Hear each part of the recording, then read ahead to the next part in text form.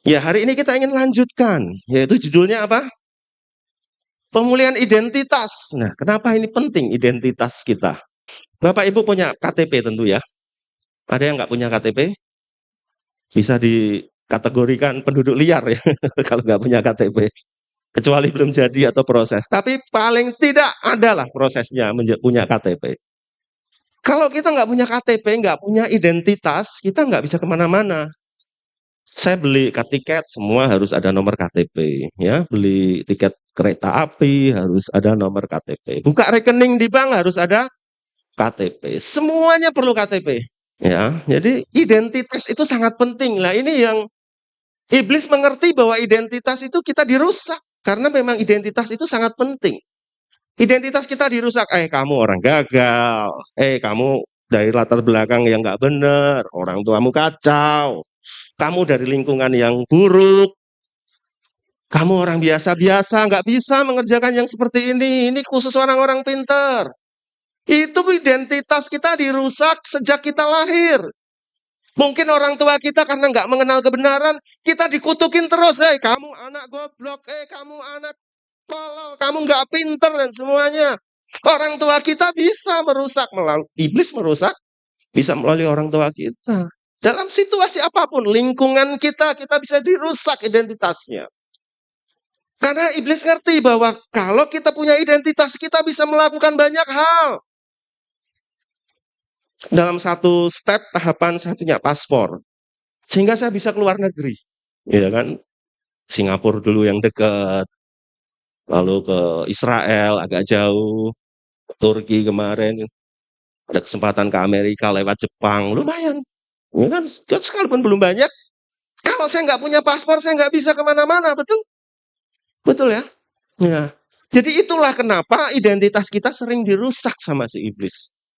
Nah, Tuhan mau kembalikan identitas kita yang sebenarnya. Ada contoh yang luar biasa, Bapak Ibu.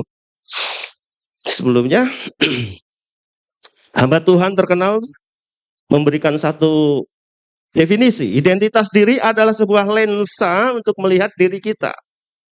Oh, ada gambar lensanya, keren. Identitas diri adalah sebuah lensa. Kalau nggak tahu lensa, tanya Mr. Jamie. Lensa itu kayak apa? Hidupnya penuh lensa. Tiap hari bergelut sama lensa. Lensa untuk melihat diri kita sendiri. Itulah identitas diri kita. Ini jangan sampai salah lensanya. Ya, kadang-kadang kita terlalu zoom. Terlalu zoom juga nggak bagus.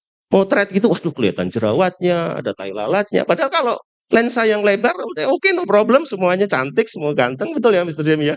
Begitu di zoom, ada jerawatnya, gitu. Jadi galau lah, gitu kira-kira. Salah lensa kita bisa galau, gitu kan. Identitas adalah hal yang sangat penting untuk menghadapi segala kehidupan. Nah, kita mau belajar dari ke-12 pengintai, Bapak Ibu. Saya akan cepat saja. Saya akan baca sendiri supaya cepat ya. Bilangan 13 ayat 1 sampai 33. Tuhan berfirman kepada Musa, suruhlah beberapa orang mengintai tanah Kanaan yang akan kuberikan kepada orang Israel dari setiap suku nenek moyang mereka. Haruslah kau suruh seorang, semua pemimpin-pemimpin di antara mereka. Apa tadi dikatakan? Seorang pemimpin, catat ya. Lalu Musa menyuruh mereka dari padang gurun Paran sesuai dengan titah Tuhan. Semua orang-orang adalah kepala-kepala di antara orang Israel. Dua apa? Kepala-kepala. Dan inilah nama-nama mereka dari suku Ruben, Syamua bin Syakur dari suku Simon, Safat bin Hori dari suku Yehuda, Kaleb bin Zefun, kita kenal dengan nama Kaleb ya. Dari suku Isyakar, Zikal bin Yusuf, dari suku Efraim, Hosea bin Nun, yang belakangan kita sebut dengan Yosua. Dari suku Benyamin, Palti bin Rafu, dari suku Zebulan, Gadiel bin Sodi, dari suku Yusuf, yakni para suku dari suku Manasya, Gadi bin Susi. Dari suku Dan, Amel bin Gamali, dari suku Asher, Setur bin Mikael. Dari suku Naftali, Nahdi bin Wofsi. Dari suku Gad, Guel bin Maki. Kita belajar baca dengan keutuhan ya. Nama-nama kita baca. Ya, nama-nama tetap kita baca. Supaya itu menjadi memorize. Suatu saat Tuhan berikan hikmat tertentu. Jangan dilewati kalau pas baca nama-nama gini.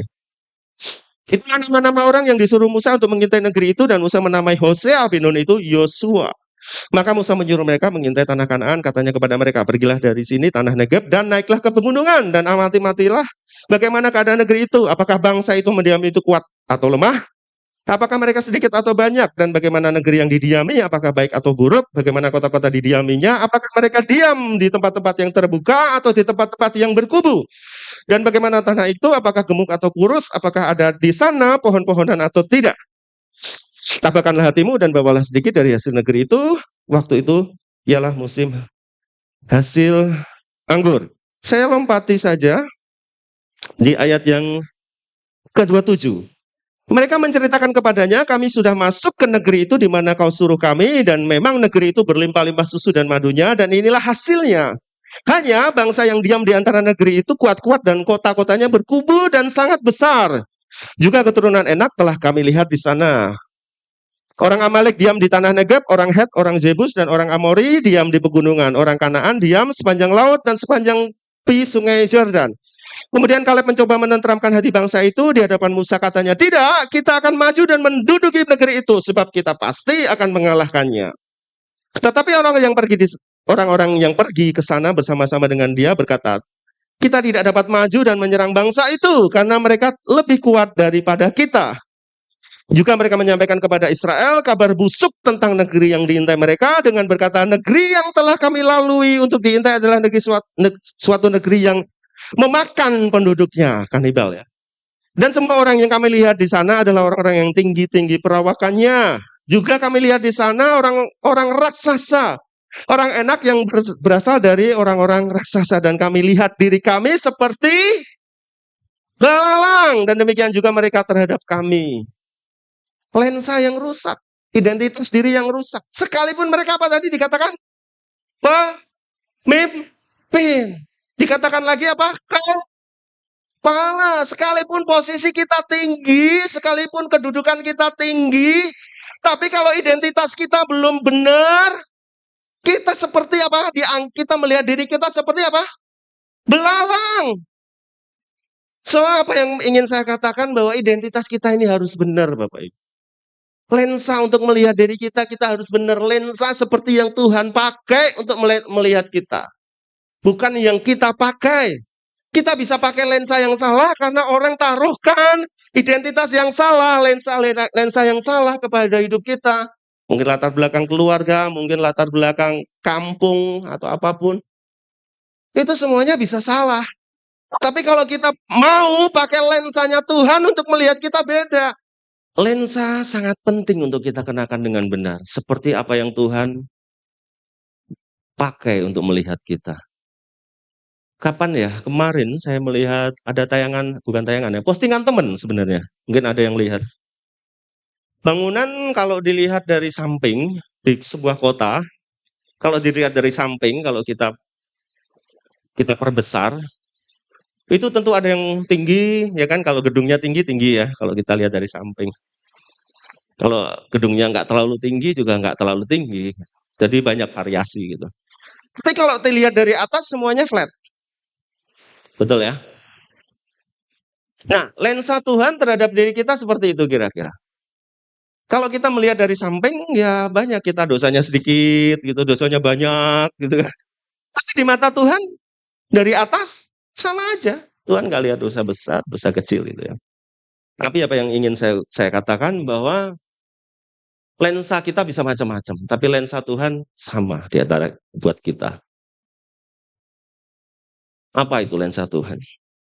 Sebelumnya saya ingin membuktikan bahwa ada lensa yang benar dipakai oleh Yosua dan Kaleb. Di Bilangan 14 ayat 6 sampai 10. Saya bacakan. Tetapi Yosua bin Nun dan Kaleb bin Yefune, yang termasuk orang-orang yang telah mengintai negeri itu, mengoyakkan pakaiannya dan berkata kepada segenap umat Israel, negeri yang kami lalui untuk diintai itu adalah luar biasa baiknya. Dia bisa lihat karena lensa yang dia pakai benar. Dia melihat dirinya benar, sehingga selalu yang dilihat juga benar. Ini hati-hati. Kalau lensa yang kita pasang untuk diri kita sudah salah, kita akan lihat semua salah.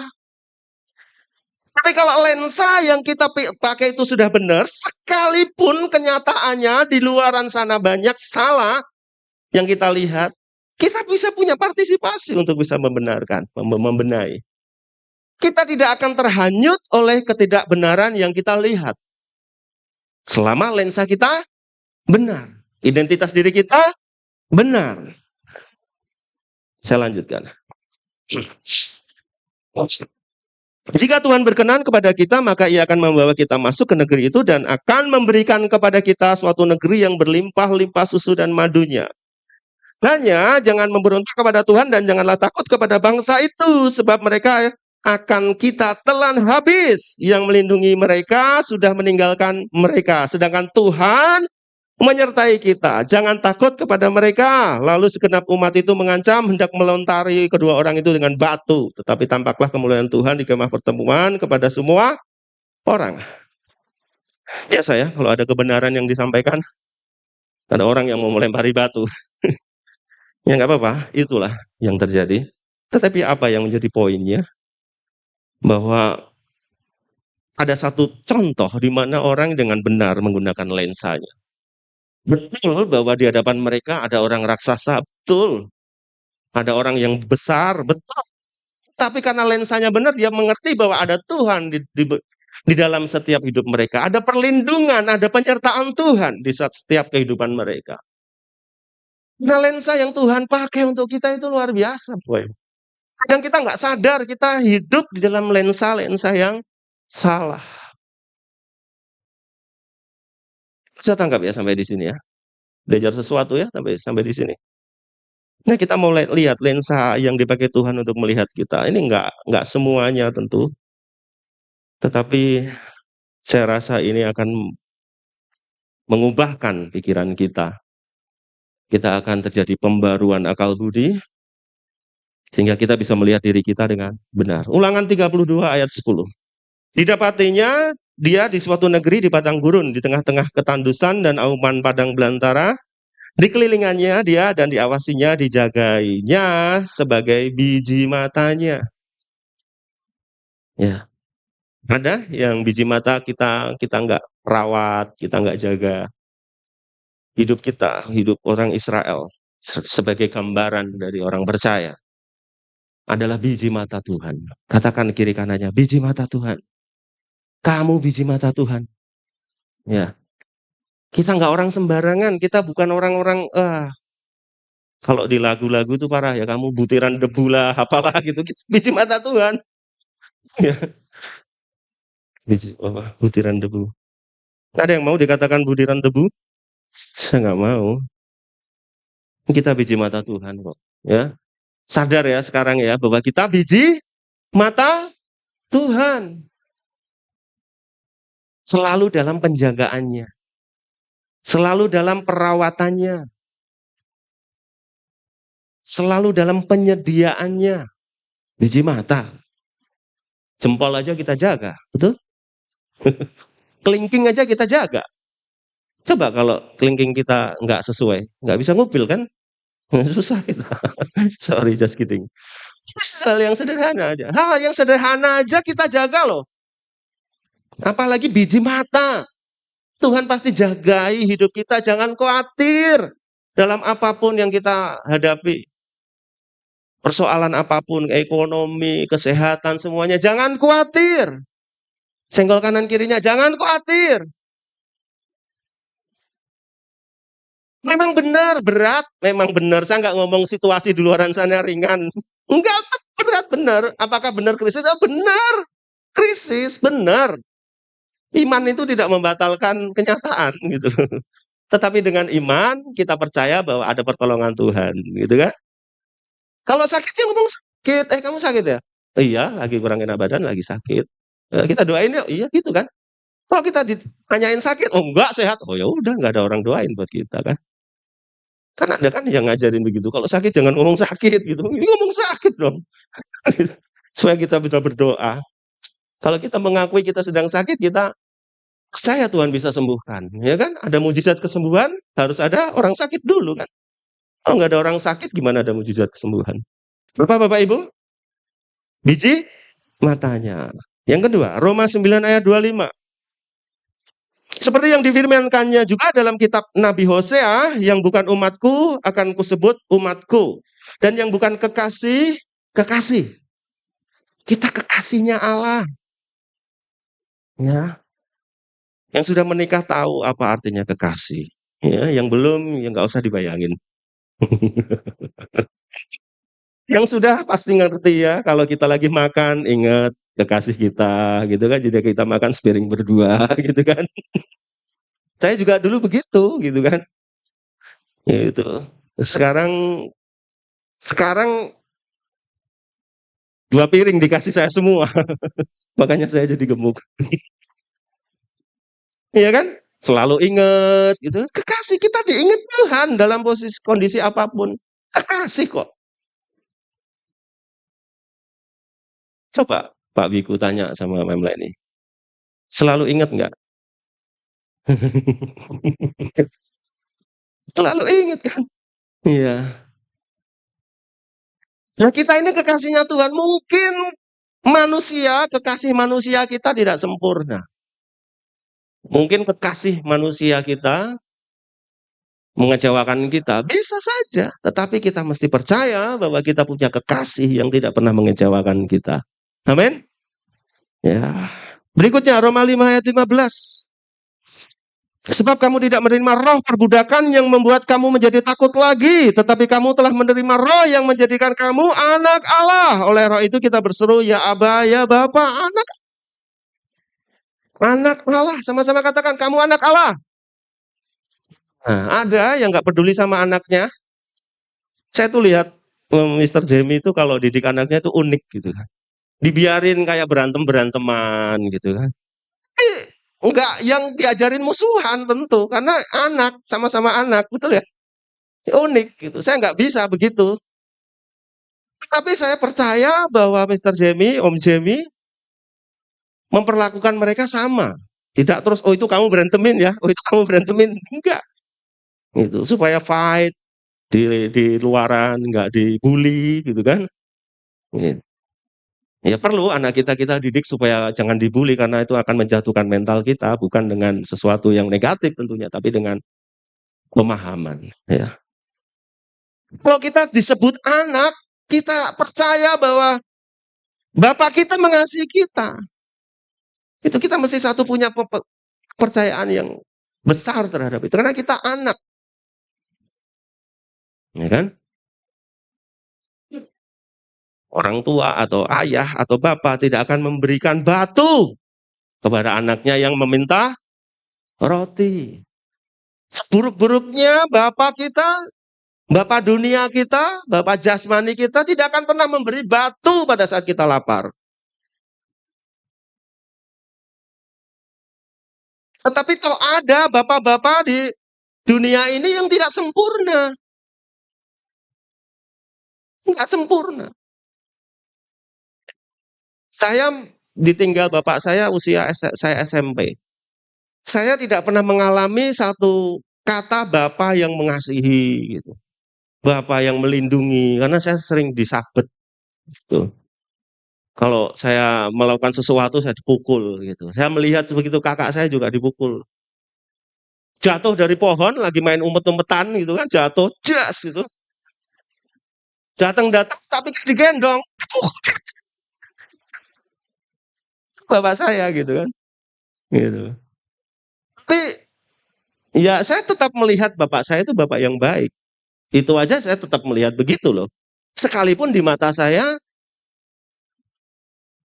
tidak seperti yang mestinya dia lakukan. Tetapi saya, kepercayaan diri saya, bapak saya tidak akan melukai saya.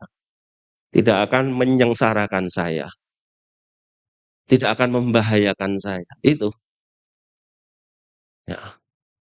Pada akhirnya dalam perjalanan rohani, saya mengerti bahwa oke, Bapak dunia kita bisa nggak sempurna, tapi kita punya Bapak yang sempurna. Galatia 4 ayat 7, jadi kamu bukan lagi hamba, melainkan anak. Jika kamu anak, maka kamu adalah ahli-ahli waris oleh Allah. Kita ini ahli waris kerajaan.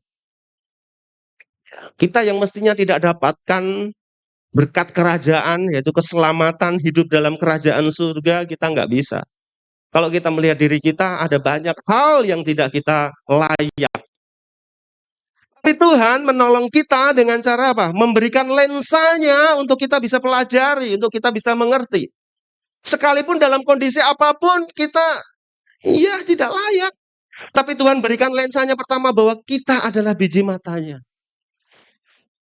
Kita pasti dijagai.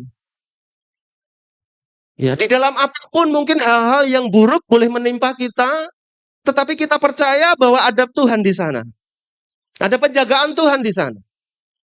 Sekalipun hal yang pahit yang menimpa hidup kita, tapi kita percaya bahwa ada Tuhan di sana. Dan Tuhan tidak pernah gagal. Sama-sama katakan Tuhan tidak pernah gagal. Ya. Oleh karena dosa terkorupsi, kita merasa bahwa Tuhan kita sangat jauh yang tidak terjangkau. Kesalahan kita tidak cukup untuk menjangkau Tuhan. Kebaikan kita tidak cukup untuk sampai kepada Tuhan. Tetapi Tuhan sebut kita kekasih. Dengan segala keberadaan kita, Tuhan sebut kita kekasih.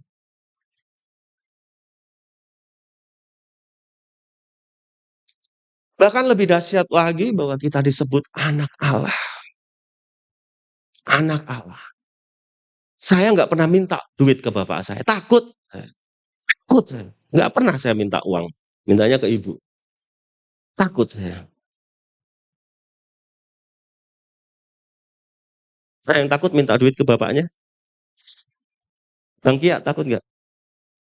Minta bang sekarang. Ya. Tetapi kita disebut anak.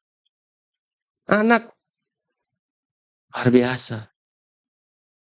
Seburuk-buruknya anak, kita tetap dihargai sebagai anak. Ya. Seburuk-buruknya anak, kita diterima sebagai anak. Bukan kalau kita buruk, kamu anak tetangga ya? Enggak kan? Enggak ada yang pernah ngalami kayak gitu. Lagi nakal-nakalnya, kamu anak tetangga, pulang. Rumahmu gitu. Enggak ada kan? Atau ada yang pernah mengalami? Enggak pernah ada. Dan kita disebut ahli waris. Begitu pentingnya identitas sehingga iblis mencoba merusaknya dengan berbagai cara. Sehingga identitas kita dirusak. Kita orang-orang yang gagal disebut.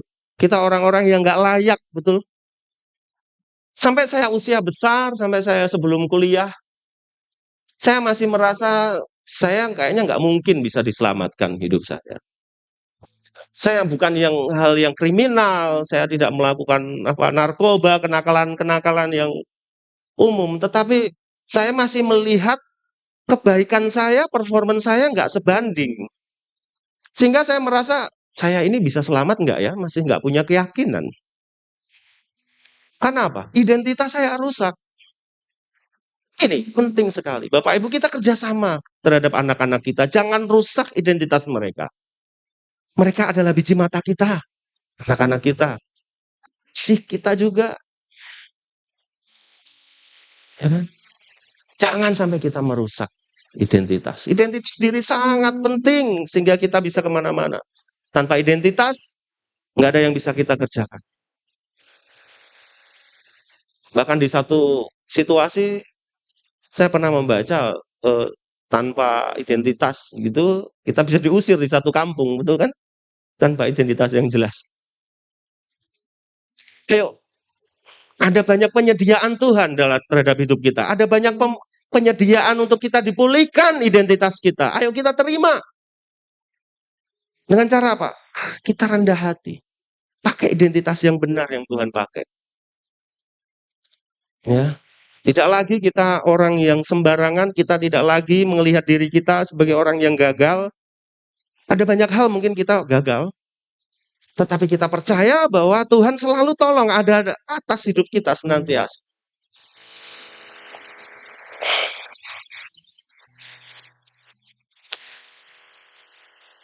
Bahkan kita disebut ahli waris, Pak Ibu. Jadi mulai dari sekarang set pikiran kita, hati kita bahwa kita adalah berharga di mata Tuhan. Kita sangat berharga di mata Tuhan. Mungkin orang nggak menghargai kita, mungkin lingkungan kita tidak terlalu menghargai kita, dan mungkin saja orang tua jasmani kita tidak terlalu menghargai kita. Tapi kita percaya bahwa Tuhan sangat menghargai kita. Karena kita disebutnya biji matanya. Sesuatu yang harus dijaga betul-betul.